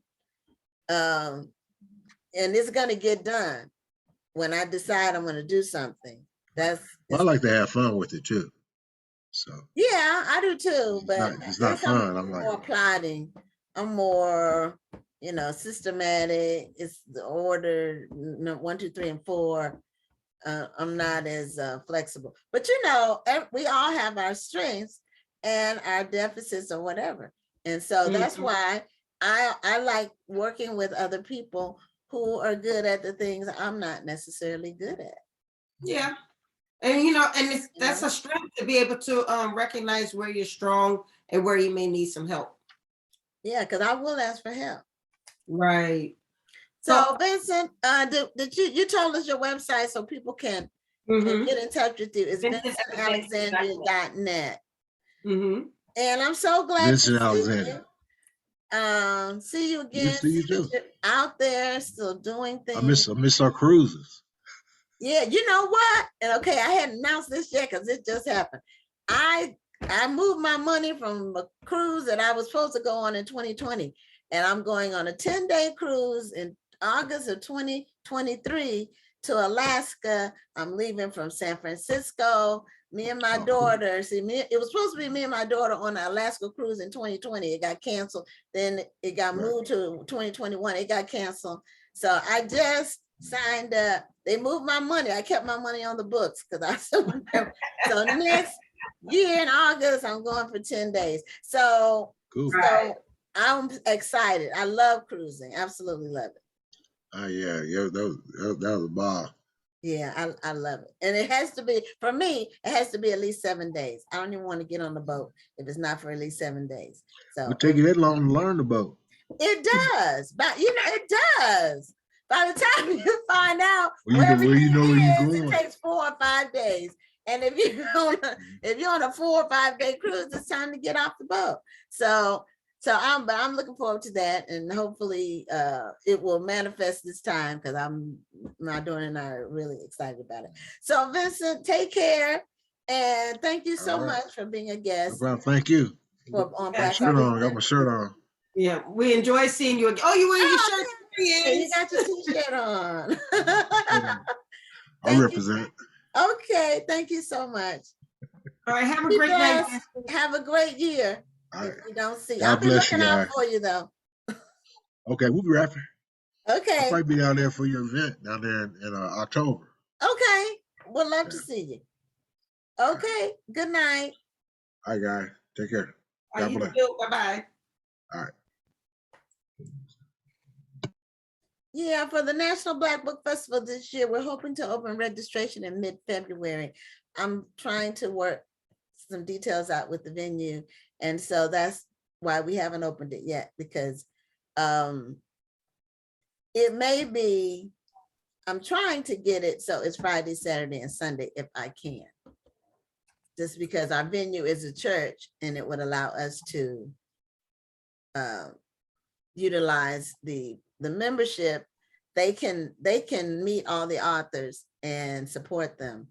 If it's, And that wouldn't be an issue with service going on that day. well, we have 2 services and we wouldn't be open during service. Mm-hmm. Okay. So on Sunday, we'd be open like between the services, and then after the second service till like 5. Okay. If I can get, that's what I'm working on. So if not, we'll be back to our regular Thursday, Friday, Saturday. Right. But I'm working on that because I think it'd be beneficial for everyone. And our church is so big, we have actually 2 double gymnasiums. We have it's a huge church. It's very beautiful though. Yeah, and they have a school. So we have, wonderful educational facilities, classrooms. It's just great. And so I'm looking forward to it. And everybody keeps asking me about it. And everybody keeps contacting us saying, when can I sign up to register? So I'm just waiting on that to see if we're going to be how we normally are, or if we're able to do Friday, Saturday, Sunday. So anyway, our final guest for our throwback week is Evelyn Palfrey. Evelyn Palfrey. And Evelyn is a romance author, and she had a number of really good romances. And I remember when she took a hiatus when she became a grandma, and she said she wanted to spend time with her grandbabies. So is she talking, Evelyn? I'm not saying anything. No, okay. That's your speaking. You need to turn your Facebook sound. You need to close Facebook. No, okay. That's your okay. You need to turn your Facebook sound. You need to close Facebook. And then turn your camera. We can't see you. Do you? Okay, it says it cannot start the video. And then turn your camera. We can't see you. Well, close your Facebook. That's the main thing. The first thing, close your Facebook because there's a 6-second delay and it creates all kinds of feedback. Okay, well, let me do that. Okay. I did that. Okay. Now Yeah. your camera, I don't know what you're seeing. Okay, Not did you seeing me? on your camera and you're getting a error message or something? Is that me? Do you see me now? No, ma'am. And your camera, there's a red line through the camera. That means it's not Okay. on. It says start video. Now Yes. it says video settings, integrated webcam. Oh, At the bottom of your laptop, is there something that says start video? Is there a little camera like at the bottom of your screen? okay, hold on. Let me see. Now it got real little. It says it cannot start the video. It failed to start. Please select another camera in settings. You may be having an issue with your camera settings. Okay, let's But you know see. what? Let's just roll. We won't be able to see your beautiful face, but we can hear you very clearly. Well, good. Rhonda, can good. you pull up her picture? If I could, I don't have access to the share screen unless you. Oh, well, I can fix that. Yeah, that's what I'm saying. If you can do that, I can try to find a picture. Okay. So we Let me at see. least have that on the screen. Are you able to share it? Well, no, give me a second. No, I'm just making sure. Yeah, it's on my end. I did it. So made it available. So that way, at least we'll have her picture on with the Right. talking. Okay, let me see what I can do here.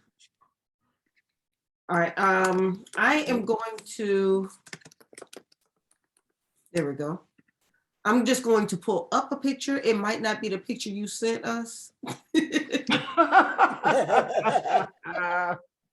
I'm so sorry. I thought Okay. I had gotten this done. It happens. When the timer is on, quit taking photos. I don't want that. Let's see here. Let's see what we can do here. I can see myself. And I have video and I have camera over here on the right side. Okay, so we have Okay, you. so this is your picture from Simon and Schuster. Right. Okay. And we can just go with that. Yes. Simon and Schuster had an advertisement. We were Okay. trying to sell us a book. So Evelyn, Well, phooey. well, that's okay. It happens. It happens. So, well, we do have your picture on. So tell us. I know you had your books. You had The Price of Passion, which was a #1 Essence bestseller, and then you had Everything in Its Place and 3 Perfect Men, and then you took a hiatus from writing. So have you? Well, I actually published a book called Going Home about a man who got jettisoned to Austin from New Orleans behind Katrina. Mm-hmm. And it's a story of this woman who ends up, falling for him. And all he wants is to go home. But in the meantime, he's kind of stuck here. And she was volunteering down at the convention center where the evacuees were being held.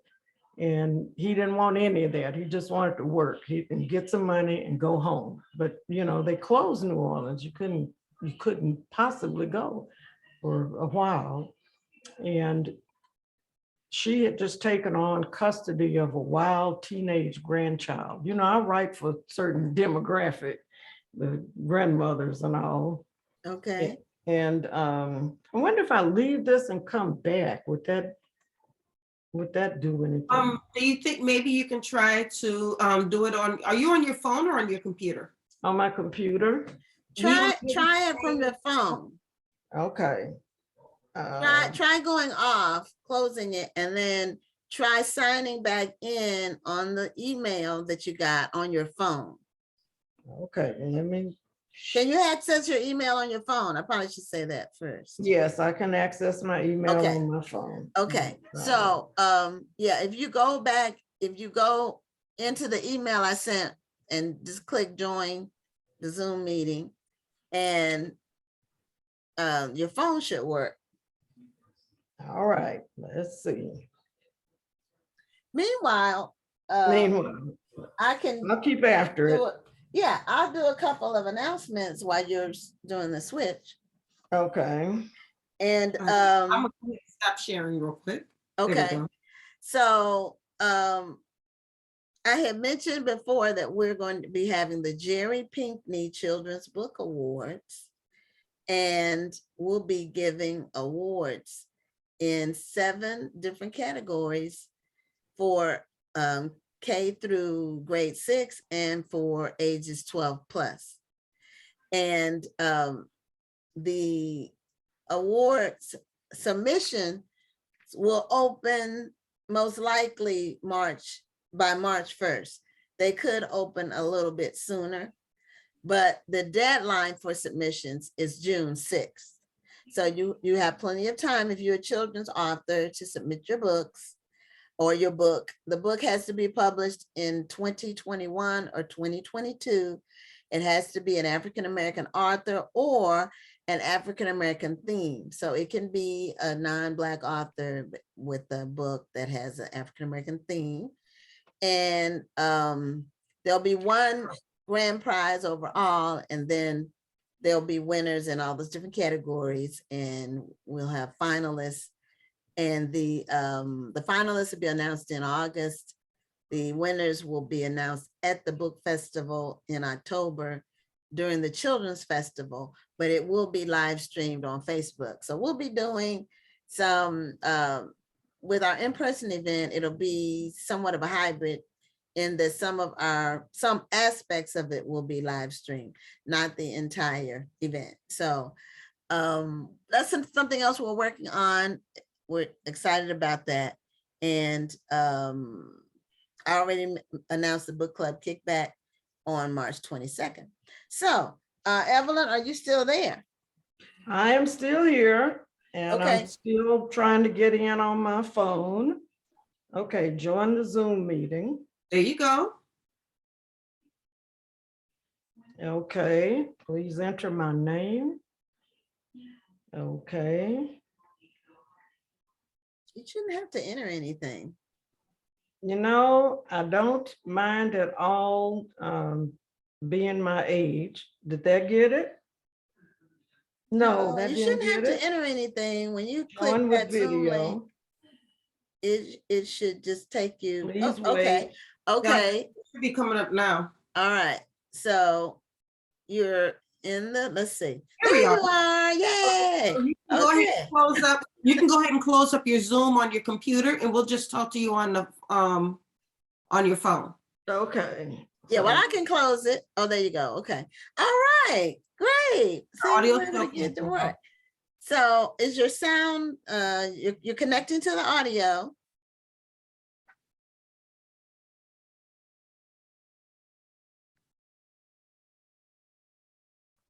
There we are. Can you hear us? Well, you have to unmute. I sent her a notice to unmute.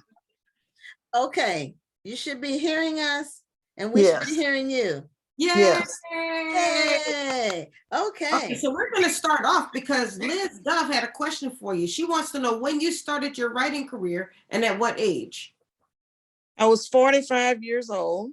I've always been a romance reader, but I got to a point that the average, romance hero and heroine 18 to 25, and I had children that age, and their little conflicts weren't Oh, I could tell that girl, honey, don't go there. You will regret this for 300 pages. You know? I noticed I had stopped reading romance and I was floundering around, and I just sat down one night. Well, actually, I started arguing with my husband and another guy. They were talking about how, you know, Terry McMillan and all those do black men so bad. And didn't she know any good black men and yada, yada, yada. And I said, well, she might, but that's not her job to do. That's Right. you to do. If you want, well, you know, how would we market it? Well, you know, you've got what, 5 black fraternities? That's about 1 million men right there. I mean, you know, you just have to try. Mhm. And, you know, well, how would we write it? And I said, okay, I'm going to show you. So I went in my room and I was just going to write a little paragraph and, you know, come back and go, ta-da, see, it's not that hard. When I came out of that room, honey, the guy was gone. My husband had gone to bed. I mean, I got so hooked into that. And so I started just writing this little story just to entertain myself until a real writer came along and wrote a story with a kind of middle-aged heroine. You know, the conflicts and issues you face aren't any better or worse. They're just different. You know, when you're 20, you know, you go into the club and, you know. I just say that. I know Well, I was. But, you know, the 20s are the decade of adventure. That's what I always say. yes, I had. In Yes, your 20s, you do a lot of stuff that you Yeah. won't do in your 30s, hopefully. Now, some people never get out of that adventure. But you should mature, you know, and learn from that. So I was writing this little story. I was on a camping trip. I have a motorhome, and I was on a camping trip with a couple of girls, and they were single. And one was a little young, 10 years younger than me. One was about 10 years older, and we were, you know, really tight. And so we were sitting out by the campfire at this beautiful state park around north of Houston, around not Liberty, not Lake Livingston. Okay. And one of the girls said, what if a real fine man came just running out of those woods over there? The girl said, Woods. the other girl, well, why just one? Why not 2? 3, you know? And so that became the basis for 3 perfect men. And oh, okay. So it opens with this group of ladies at this lake, and the 2 older women had taken this young girl over there to tell her how to cow eats the cabbage and how this boy was really jerking her around, you know. They were trying to get her away from him. And they end up finding a body of a black teenage boy. And so they call the sheriff, and the sheriff comes, and he said the boy had been stabbed and shot. And so he says, well, you know, what all happened? And so the middle-aged girl said, well, you know, I went and got my gun. And he said, oh, you have a gun? Well, let me see it. And so she, and he says, well, I'll be taking that with me. And don't town. And she was like, what? I got a job. I got to get back to Houston. No, don't you leave town. So she was about to really get to going some more. And one of the guys that came out the woods, you know, pulled her shoulder and told her, you know, be quiet. Don't get in that. You're going to end up in jail. I'll get the gun back for you. And so it just goes from there. And what I was trying to do was write about several things. You know, one is, you know, how the criminal justice system deals with our boys, how the drug trade has invaded. This was in 1996. How the trade had invaded every part of this country. And I'm not talking about the opioids. I'm talking about crack, basically. They can get crack into every little crack and cranny of this country. They get jobs there, you know. And so anyway, just went from there, and it was fun. And these three girls meet these three perfect men that were perfect for them. And then I just got hooked in that. I mean, you know, in 90 days, I had a full manuscript. And I started, you know, shopping it around, and all these people, publishers, you know, rejected me right away. I mean, one, Talking about that. I was sent to SMU Press because I was a graduate from there, and I was from the Dallas area, and I thought it was just a perfect match. I had no idea that university presses do not publish romance novels. Rejection. No, they normally do nonfiction mostly, but Right. I didn't know. I didn't know yeah. anything about the publishing game. So I joined an organization here called the Writers League of Texas, and they've got a huge online presence. And anybody that's really, you know, interested in moving forward should at least peruse their website. I went to every meeting they have. They have a monthly meeting. Anybody can come. You don't have to be a member. Membership back then was only $50. And the first meeting I went to, I joined because it was like, wow, I didn't know all this stuff. And now I'm learning. And I never, even now, all these years later, I've never been to one of their meetings that I didn't learn something I needed to know, even if at the time I didn't know I needed to know. Right. You didn't know what you didn't know. Right. Right. So they have helped me tremendously. In fact, I went ahead and published two other novels, and they have an agents conference so it used to be every summer, but now with COVID, they've got a different schedule. And they bring in maybe 20 or 30 agents from New York, and you can, you know, have full access to talk to them between meetings. You can sign up for at least one private meeting with an agent. And I was out in the smoking section talking with another girl that I knew. I was just there as kind of staff to the conference. And I had been once before looking for an agent, and then I just decided I was enjoying what I was doing. I didn't need an agent, you know. Instead of getting 8%, I was getting 100%, you know. Or if it went to a bookstore, you know, I was getting 40%, you know. Anyway, so this other lady came out, and she said, sat there and just was getting fresh air out there in the smoking section. And she said, well, can I see those books? I've been overhearing your conversation, and can I see those books? And I said, sure, I'll be happy to mail them to you. And she said, oh, no, I want to take them back on the plane. And I said, well, now they told us that don't let the agents take your manuscripts because they'll be loaded down going on the plane. She said, I'm going to read it on the plane. So bring me the books. I did. And about 2 weeks later, she called me and said, I would like to represent you on these books. And if you know, here's a contract and you sign it. And so I did. And then thinking it wasn't going to come to anything. And 2 weeks later, she called me and said, I have an offer from Simon & Schuster. Wonderful. Wow. Isn't that something? Wow. Okay. And then the next thing I heard, we talked about what my conditions would be. Right. There were three conditions. They sent the contract. There were three conditions.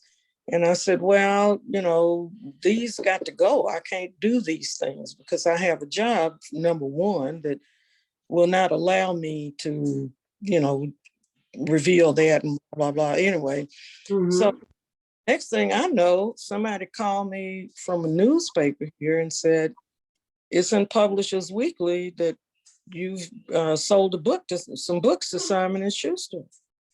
Wow. And I called her and I said, well, I guess they agreed on those last three things. Would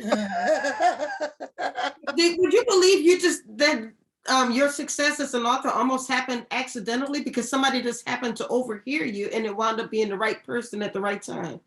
Serendipity is what I call it. There you go, serendipity.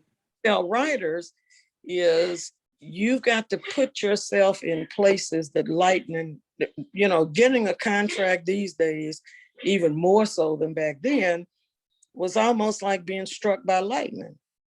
But you put yourself in the places where lightning might strike. You can't sit at home and do nothing and anything come from that. So I do believe it was just serendipity. I was just at the right place at the right time. And, but I put myself in the right place, Oh, you can't just sit at home and wait for it all to happen to you. Right. Just because you write a book doesn't, that's actually, looking back on it, that's actually the easiest part.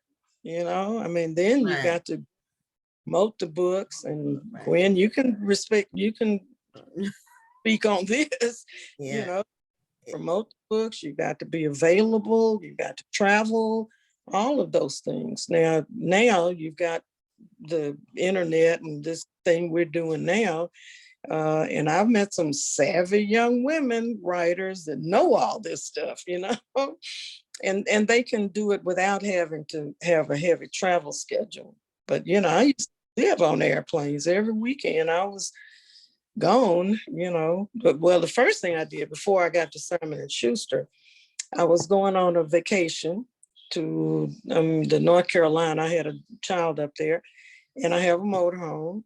And I said, I'm just going to call every bookstore between here and there and tell them I'm coming through on this date. And can I come by your store and do a signing?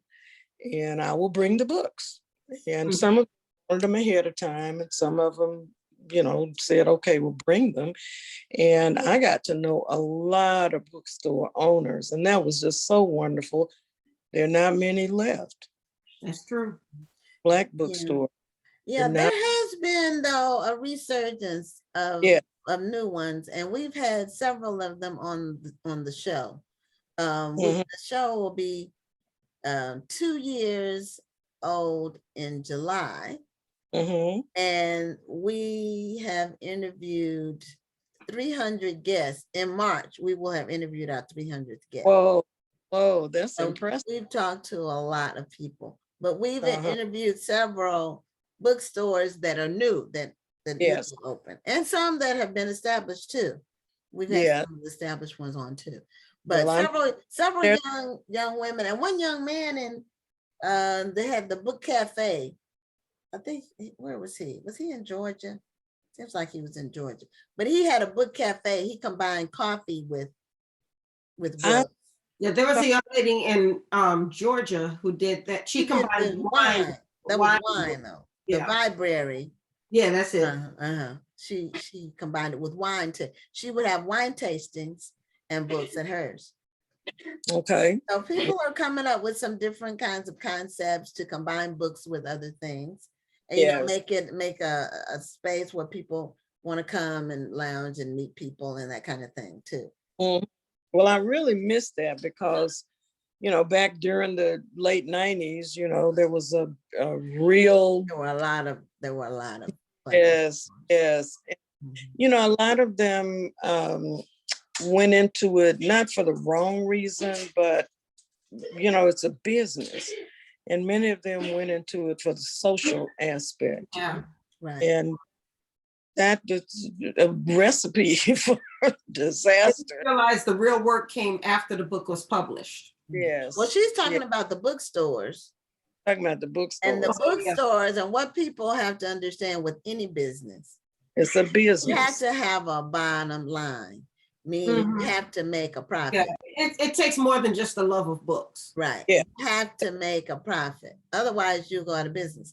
That's just just a fact. And that's the way it is. That's the way business is. You have to have a bottom line.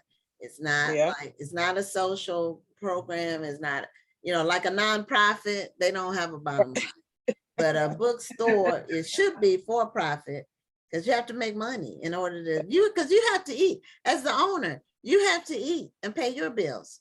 So in order to pay yourself for working 6 days a week, which is what we did for, how long did we do? 10 years. And we shut our bookstore and haven't looked back. because we wanted to get our life back. That was Right, right. But wonderful gathering places for it was wonderful. It was Mm. wonderful. I met so many people, and a lot of them are on this show. The people that I Right. met over the years, the 10 years that we had the bookstore, and then we were selling online. So, Mhm. and we've had the National Black Book Festival. So, I've met hundreds. I tell you, I literally know thousands of authors that I I've met know over you. the years. I So, did a book at your store yeah, you did. You did. I remember. years ago. Yeah, years ago. So, Mhm. well, we're at 9:00, so our time has expired. Yes. But if people want to connect with Evelyn Palfrey, are you on social media so people can connect with you there?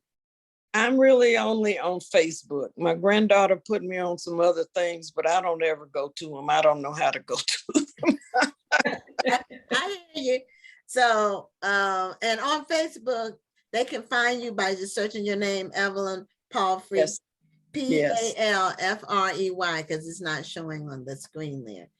But Yeah, I'm and, so glad we got a chance to see your beautiful face and to talk to you face right. to face. And we did put the website in the chat, so people will be able to find you there as well. Uh-oh. Now you telling me some more stuff. Now what? Put it in the chat. No, I'm putting your website in the chat. You don't have to worry It's about already done.